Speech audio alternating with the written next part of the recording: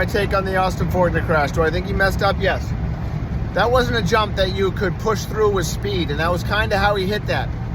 That obstacle required the height. You needed that height to get over to get down, okay? And when he didn't get that, he came up short, went into the face. That wasn't the major cause of this crash. His hand slipping off was the cause. When your hand slips off, it's done, it's game over. It's like taking the wrong bounce on a trampoline. You're just completely at the mercy of the bounce. You can't do anything in there.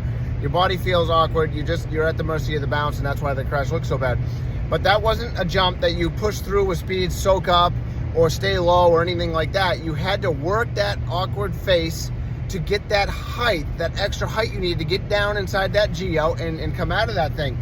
And why these jumps are, listen, these jumps are not like the little rounded hills that we ride around here. These are professional supercross obstacles. They're steep, and the downsides are very steep. The G-outs are rough, and the faces are steep, and a lot of G forces, okay? They're experiencing a lot of G's there. So he's at this point in the race in a full sweat, heart rate around 180 to 200.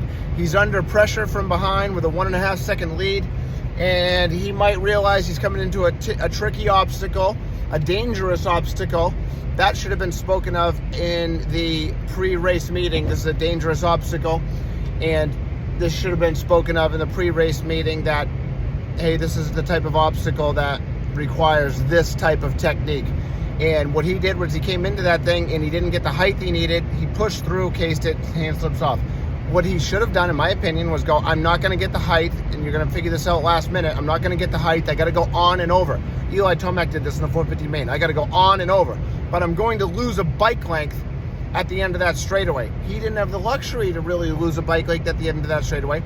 And at this point, also in the race, your heart rate's up, 180, 200. You're in a full sweat. You're focused on hitting your marks. In 2 miles, use the right 2 lanes to take the I-95 south exit toward Hampton, Boston. Him hitting his marks was doing that line that he was doing. And you have to ride loose and relaxed as well, which he was doing. You have to ride loose and relaxed. For him to finish that race from that point forward, even if he was experiencing fatigue, he had to ride loose and relaxed. And I believe some of how relaxed he was the cause of the hand slipping off, because he was very relaxed and loose. And some of that, I believe, was the cause of the hand slipping off. But he needed to ride that loose, and he needed to ride that relaxed. It should have been a backup plan to go on and over if you weren't getting the height for that obstacle. That would have been a very, very wise decision to have a backup plan going, hey, if I'm not going to get the height for that, no matter what happens, I'm going to go on and over.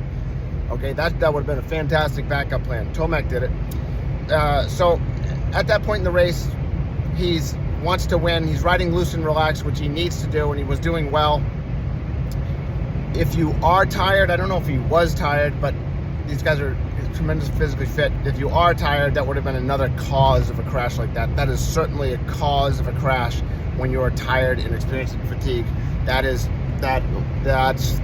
In half a mile, use the right 2 lanes to take the I-95 south exit toward Hampton, Boston. But he could have rode out of that if his hand didn't come off, guys. He could have cased that, bounced into that other face, doubled out, all awkward. Wouldn't have mattered, whatever. These guys case things. They go into faces all the time. And he would have been able to ride out of that if his hand didn't come off. Use the right 2 lanes to take the I-95 south exit. I think it's pretty accurate. I feel really bad for him. I felt so bad for him. Continue on I-95 south for 9 miles. You know, I saw that kind of, I don't know what had happened. That's my take, and it's pretty accurate.